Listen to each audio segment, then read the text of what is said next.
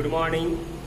हम लोग पढ़ रहे थे अस्थाई बंदोबस्त यानी पार्ट 3 का ग्रामीण जीवन और समाज। इसमें हम लोगों ने अंग्रेजों के द्वारा लगान वसूली का जो तरीका था उसके बारे में हम पढ़ रहे थे, जिसमें अस्थाई बंदोबस्त के बारे में पढ़ा था हमने।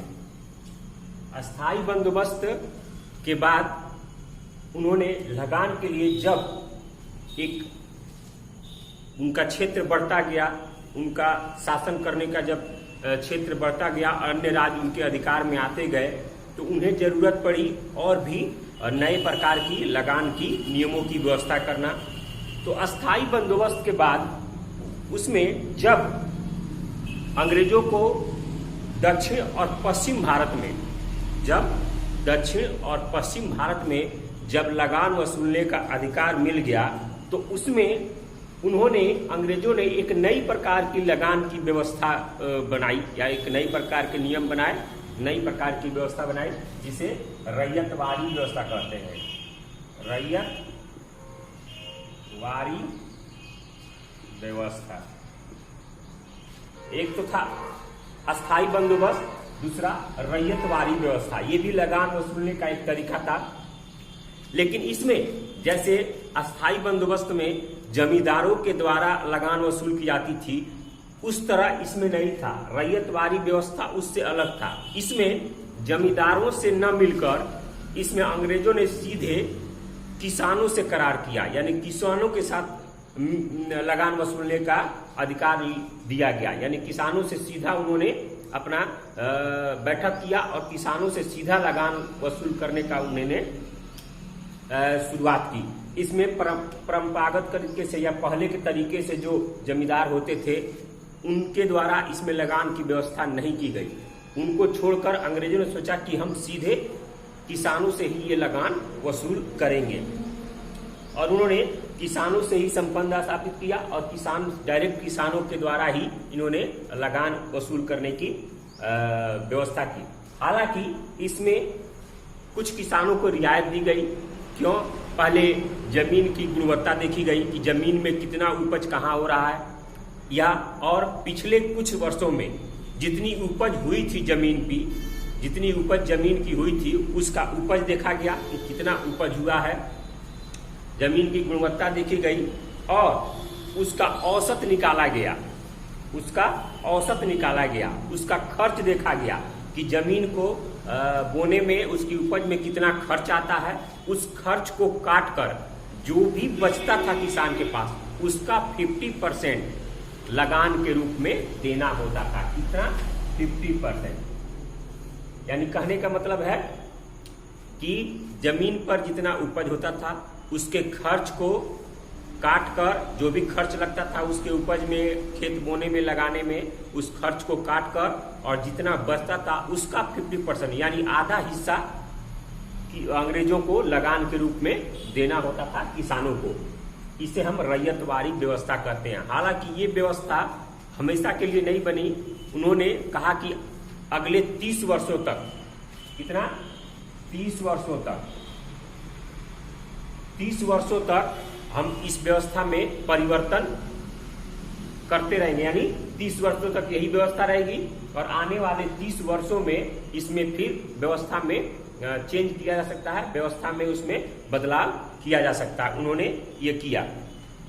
हालांकि इस व्यवस्था में किसानों को ज्यादा फायदा हुआ। क्यों? क्योंकि किसानों को जमीन का मालिक बना दिया गया। इनडायरेक्टली किसान ही जमीन के मालिक बन गए। तो ये था रैयतवारी व्यवस्था। रैयतवारी व्यवस्था में क्या था, एक बार और सुन लीजिए। उसमें जमींदारों से ना मिलकर अंग्रेजों ने सीधे किसानों से संबंध स्थापित किया और किसानों की उपज देखा गया, कितना उपज हुआ, उसमें जितना भी खर्च लगा था खेत को बोने में, उस खर्च को काट कर जो भी हिस्सा बचता था उसका 50% लगान के रूप में अंग्रेजों को देना होता था। इसे हम रैयतवारी व्यवस्था कहते हैं। इसके बाद था, रैयतवारी व्यवस्था के बाद एक और व्यवस्था शुरू हुई, जो कि पंजाब, दिल्ली एवं पश्चिमी उत्तर प्रदेश, पंजाब, दिल्ली और पश्चिमी उत्तर प्रदेश में जब उन लोगों को लगान वसूल करने का अधिकार मिला तो उसमें उन्होंने उसमें एक नई प्रकार की व्यवस्था की शुरुआत की, जिसे हम महालवारी व्यवस्था कहते हैं। महालवारी व्यवस्था, महालवारी व्यवस्था ये भी लगान वसूल करने का एक तरीका था।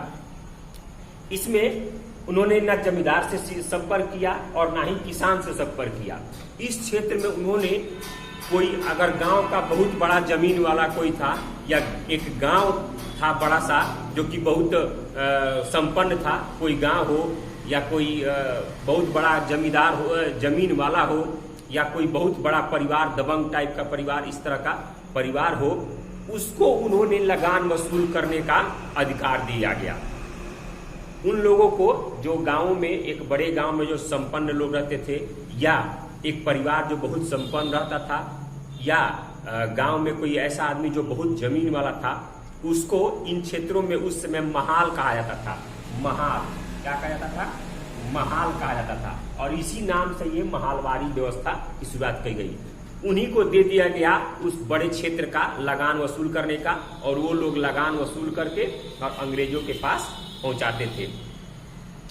समझ में आया? तो उसे हम महालवारी व्यवस्था का, महाल किसे कहते थे? एक बड़े बहुत बड़े गांव जो बहुत संपन्न लोग रहते थे, या एक कोई बड़ा परिवार जो बहुत संपन्न है, या एक ऐसा आदमी जिसके पास बहुत सारा जमीन हो, उसको महाल कहा जाता था। और उसी के नाम पर महालवारी व्यवस्था की गई और उन्हीं को अधिकार दिया गया कि आप इस बड़े क्षेत्र का लगान वसूल करके सरकार को आप दीजिए, अंग्रेजी सरकार को। हालांकि और सारी जितनी व्यवस्था थी वो रैयतवारी व्यवस्था के अंतर्गत ही थी, यानी रैयतवारी व्यवस्था की तरह ही इस व्यवस्था में भी थी। उसमें भी आपको 50% देना होता था, सब खर्च छांट के, जो भी उपज में लगता था, खेती में जो भी खर्च लगता था उसको छांट के, और जो बचता था उसका 50% देना था। और ये इसमें भी कहा गया कि 30 वर्षों के बाद इस व्यवस्था में चेंज किया जा सकता है, बदलाव किया जा सकता है इस व्यवस्था में लगान के रूप में। तो ये रैयतवारी व्यवस्था की तरह ही व्यवस्था थी। तो ये था आपका 3 अस्थाई बंदोबस्त, महालवारी और रैयतवारी व्यवस्था। इसमें इतना तक आप देख लिए, तीनों को आप किताब के माध्यम से अपने नोटबुक में लिख सकते हैं, वीडियो देख के मेरा लिख सकते हैं और उसको याद कर सकते हैं, काफी इंपोर्टेंट क्वेश्चन है। अगले वीडियो में हम अगले टॉपिक के साथ मिलेंगे। धन्यवाद।